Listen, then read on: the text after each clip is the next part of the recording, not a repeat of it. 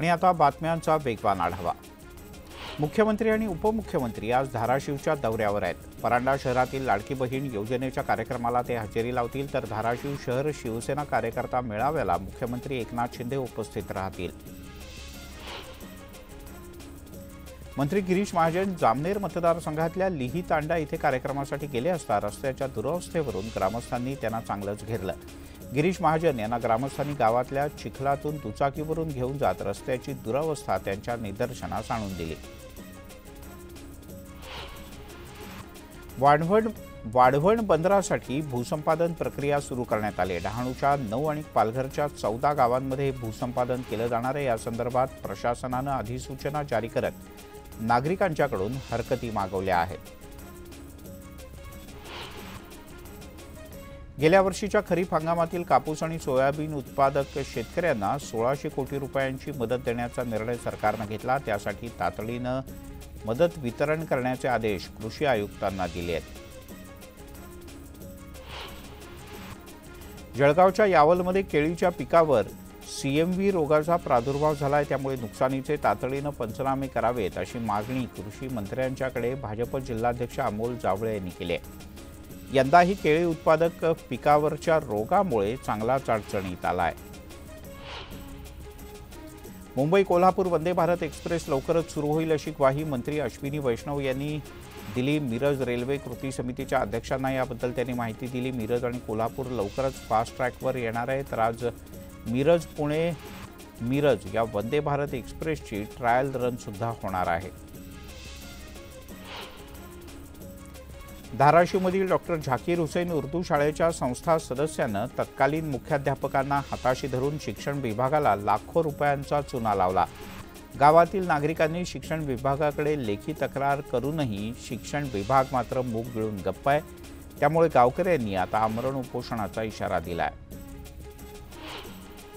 शिर्डीमध्ये बहिणीच्या नवऱ्यानं अपहरण करून सख्या मेहुणीच्या 3 वर्षीय मुलाची हत्या केली। वैयक्तिक रागातून हा हत्येचा प्रकार झाल्याचं समजतं। 5 दिवसांच्या शोध मोहिमेनंतर शिवारातच या चिमुकल्याचा मृतदेह सापडला। या प्रकरणी आरोपीवर अपहरण आणि हत्येचा गुन्हा दाखल करण्यात आलाय।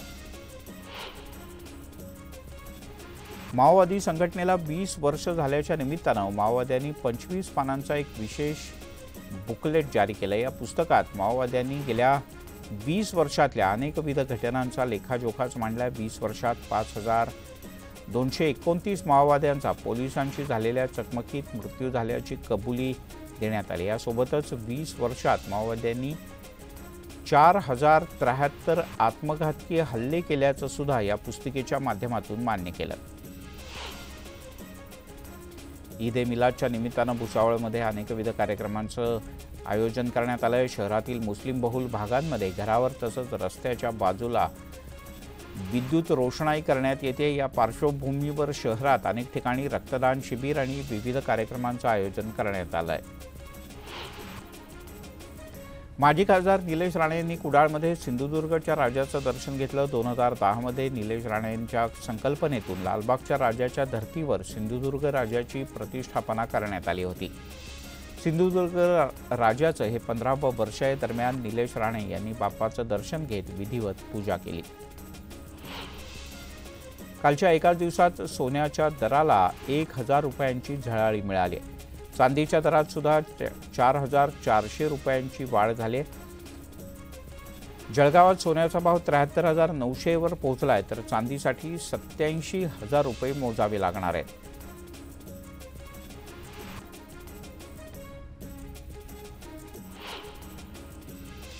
राज्यामध्ये मोठ्या प्रमाणात बांबू लागवड करण्यासाठी माझी वसुंधरा अभियानाच्या अंतर्गत राबवण्यात येणाऱ्या लागवड मोहिमेला स्पर्धात्मक स्वरूप देण्यात आलं। यासाठी 113 कोटी रुपयांची विविध बक्षिसं जाहीर करण्यात आलेत। मुख्यमंत्री एकनाथ शिंदे यांनी बांबू लागवड मिशन मोडवर राबवण्याची सूचना केली आहे। बांबू लागवडीसाठी मुख्यमंत्र्यांच्या अध्यक्षतेखाली पर्यावरण आणि शाश्वत विकास टास्क फोर्स काम करणार आहे। मुक्ताईनगरमध्ये झालेल्या मुसळधार पावसामुळे स्थानिकांची पाण्याची चिंता मिटली आहे। सातपुडा पर्वतरांगेतील चारठाणा तलाव 100% भरलाय। सततच्या पावसामुळे सातपुडा पर्वतरांगांचं सौंदर्य हरवून गेलंय। पावसाळा सुरू होऊन 3 महिने उलटले तरीही मनमाड आणि नांदगाव या परिसरात सलग दमदार पाऊस झालाच नाही. नदी, नाले, ओढे सगळे कोरडे ठाक पडलेत. नागसक्या धरणात अद्यापही पुरेसं पाणी नाही. त्यामुळे ऐन पावसाळ्यात भीषण पाणी टंचाईची समस्या उद्भवली आहे. पावसानं दडी मारल्यानं गेल्या आठवड्याभरात तापमानात वाढ झाली आहे. शहरातील बहुतांश भागातील तापमान हे 30 अंश सेल्सिअसच्या दरम्यान होतं. तिकडे पुण्यात पुढच्या 2-3 दिवसात पावसाच्या हलक्या सरी पडतील असा अंदाज हवामान विभागानं वर्तवला आहे. कोकण, सातारा, कोल्हापूर आणि पुण्यातल्या घाटमाथ्यावरच्या भागात जोरदार पाऊस पडण्याचा अंदाज आहे. याशिवाय मुंबईत आज आणि उद्या हलक्या स्वरूपाच्या पावसाची शक्यता आहे. मुंबई शहर आणि उपनगरामध्ये हलक्या ते मध्यम स्वरूपाच्या पावसाची शक्यता आहे. तसंच मध्य महाराष्ट्रातल्या जिल्ह्यांमध्ये घाट क्षेत्रात तुरळक ठिकाणी मुसळधार पाऊस पडेल असा अंदाज वर्तवण्यात आला आहे. मान्सूनच्या निरोपाची वेळ आता जवळ आली. आणखीन 5 दिवसांच्या नंतर म्हणजे 19 सप्टेंबरपासून मान्सून माघारी परतायला सुरुवात होईल असा अंदाज हवामान खात्यानं वर्तवला आहे. यंदाच्या वर्षी वरुणराजानं राज्यावर चांगली कृपा केली. राज्यासह देशभरात भरपूर पाऊस झाला. मुंबई विद्यापीठाच्या 10 नोंदणीकृत पदवीधारकांच्या जागांकरता 22 सप्टेंबरला मतदान होणार आहे.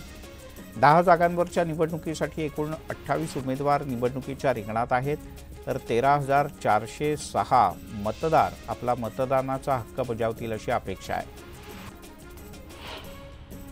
म्हाडाच्या घरांसाठी 75,751 अर्ज आले.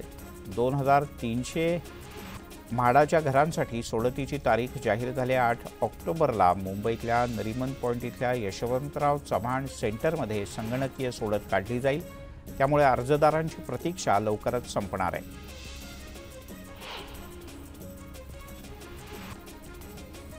मुंबईत रखडलेल्या 5,800 गृहप्रकल्पांच्या पुनर्विकासाचा मुद्दा अद्यापही निकाली निघालेला नाही. या संदर्भात राज्य सरकार किंवा कोणत्याही यंत्रणेकडून सकारात्मक पावलं उचलली जात नाहीत. त्यामुळे पुनर्विकास रखडलेल्या प्रकल्पातील रहिवासी आर्थिक संकटात आहेत.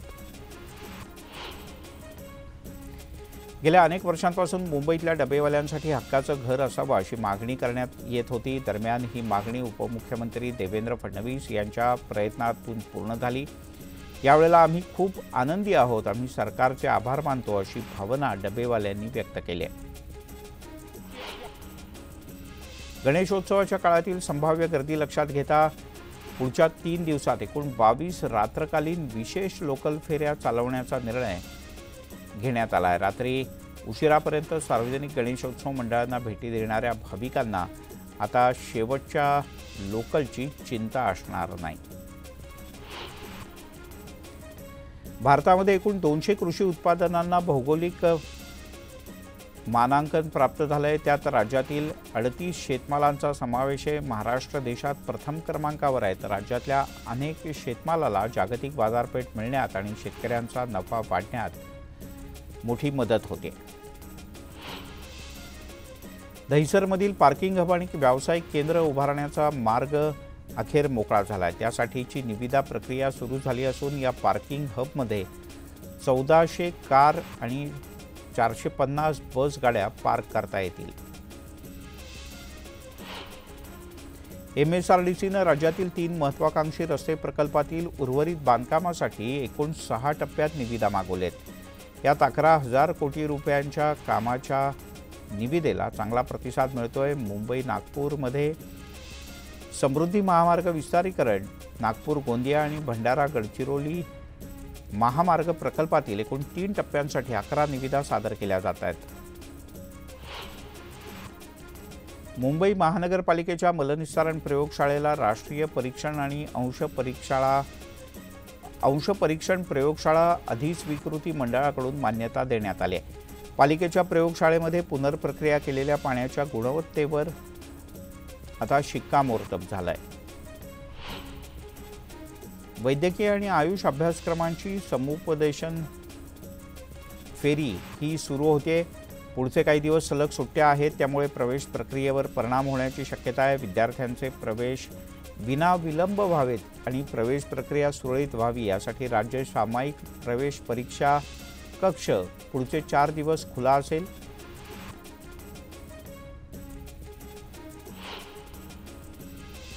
उपमुख्यमंत्री देवेंद्र फडणवीस यांनी नागपुरातल्या विविध गणेश मंडळांना भेटी दिल्या। उपमुख्यमंत्र्यांनी गणपती बाप्पाचं दर्शन घेत सामूहिक आरतीमध्ये सुद्धा सहभाग घेतला।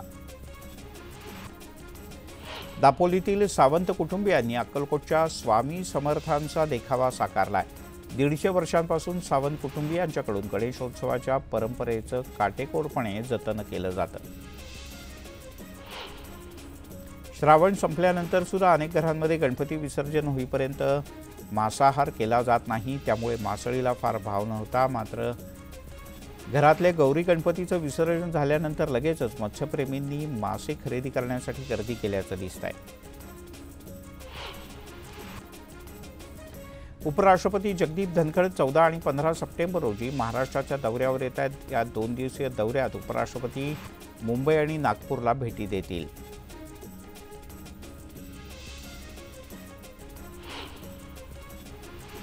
मी 20 वर्षांपासून आमदार आहे, 7 वर्षांपासून मंत्री आहे, पण आजतागायत 16 तास काम करणारा एकनाथ शिंदे यांच्यासारखा मुख्यमंत्री कधीच पाहिला नाही, असं म्हणत गुलाबराव पाटील यांनी मुख्यमंत्री एकनाथ शिंदे यांच्यावर स्तुतिसुमनं उधळली। कर्जतमध्ये शिवसेना ठाकरे गटाचे कार्यकर्ते ठाकरे गटाच्या विरोधात आक्रमक झालेत। प्रसारमाध्यमांवर खोट्या बातम्या, अफवा पसरवून आमदार महेंद्र थोरवे यांची बदनामी केली जाते, असा आरोप कार्यकर्त्यांनी केलाय। यावर तात्काळ कारवाईची मागणी शिवसेनेनं केली आहे।